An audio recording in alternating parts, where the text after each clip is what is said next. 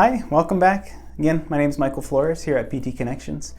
We had another special request for what do I do if I have neck pain, shoulder pain, just nagging, constant aching feeling anywhere in your neck or your shoulder. So I just want to give a couple of just general tips that you can try.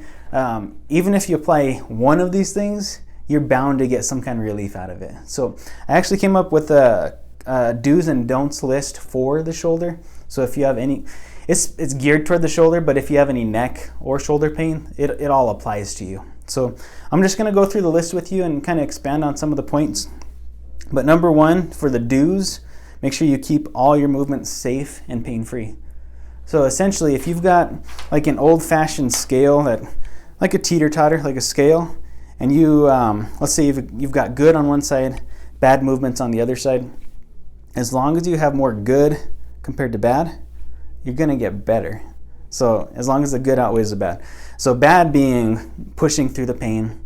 Bad means doing painful movements, re-injuring it, not letting yourself heal, putting it in a bad environment. Good means doing all the right things, not being a couch potato and just resting it. You wanna still move it, just make sure it feels good when you do it. So that's the first do. The second do would be to use active rest. So it kind of ties in for that first one, what I just said. Active rest just means that instead of being a couch potato, and let's say your neck hurts and your shoulder hurts, you just got home from work and you're done. Well, try to do something.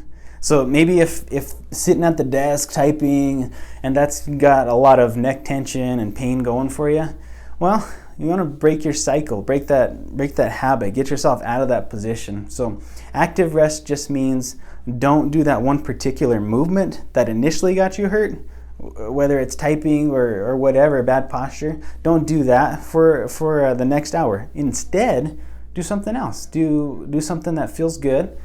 Put yourself in a good environment. The third do would be to use three-dimensional movements.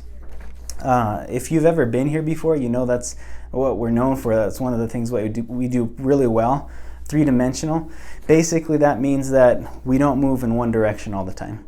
Like if you're sitting at work, maybe you do sit and you're always reaching forward, reaching across the desk, typing, clicking the mouse. You're always in that one direction. Very rarely do people get up, take breaks, turn, stretch, open up. Those would be three-dimensional movements. So instead of just staying in one direction,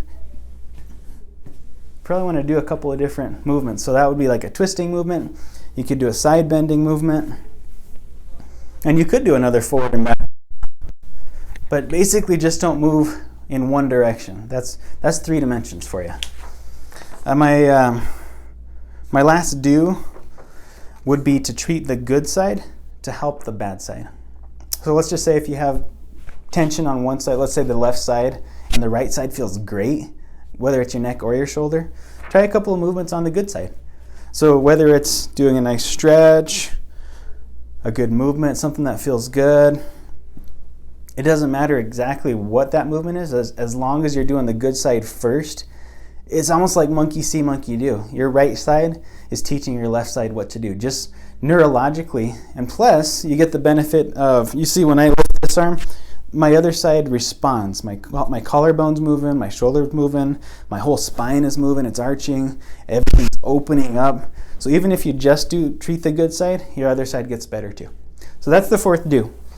I got a couple of don'ts I want to go over. So things that you should not do if you have any shoulder pain, neck pain.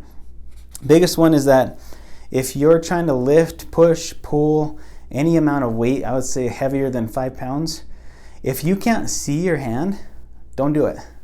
What I mean by that is, like, let's just say you're in the car, you want to get your purse or maybe a bag from the back seat. Well, you can't really see your hand when you're reaching for that. You're just putting a lot of stress on your arm to bring it up. You probably already know that that's going to hurt, but that would be a don't for helping to put your shoulder in a good environment. The second don't would be, let's say if you had a recent shoulder or neck injury, try not to carry anything really heavy in that arm for the next couple weeks. You want to promote a good environment, something that's healing, something that's therapeutic. Because let's just say if I had an injury, like I fell and I scratched up my elbow or something, a good environment would be you clean it, you wash it, you put Neosporin on there, slap a Band-Aid on there, and you let it heal. That's a good environment. So that applies to that rule. So get it in a good environment. Don't carry anything in that side for the next couple weeks. Let it heal. Okay. The third don't would be don't sit for more than 30 minutes at work.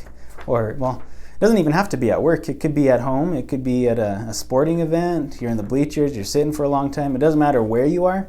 Try not to sit for 30 minutes at a time. Get up, take some breaks, do some stretches, move. That's the biggest thing you can do. So they say sitting is the new smoking. I don't know if you guys have ever heard of that, but that's what they're saying now. So get up, move, take breaks.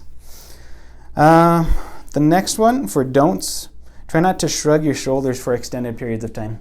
So especially people with desk jobs. You're sitting there, you're typing. After a while, you notice your shoulders, they're just driving right into your ears. It's like, okay, what am I doing here? My neck is so tense. Why am I like this? So take breaks. That goes back to every 30 minutes, take breaks. Because that's just building tension.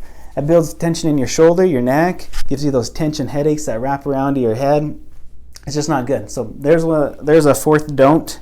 And then the last don't, try not to sleep on that side of your shoulder, that side of your neck, for the next couple weeks. Again, you just want to promote a good, healthy environment for that shoulder and your neck and let it heal.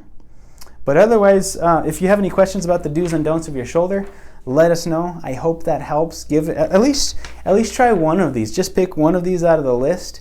Try it out for a week and see what happens. Do your own little test at home and let us know about it.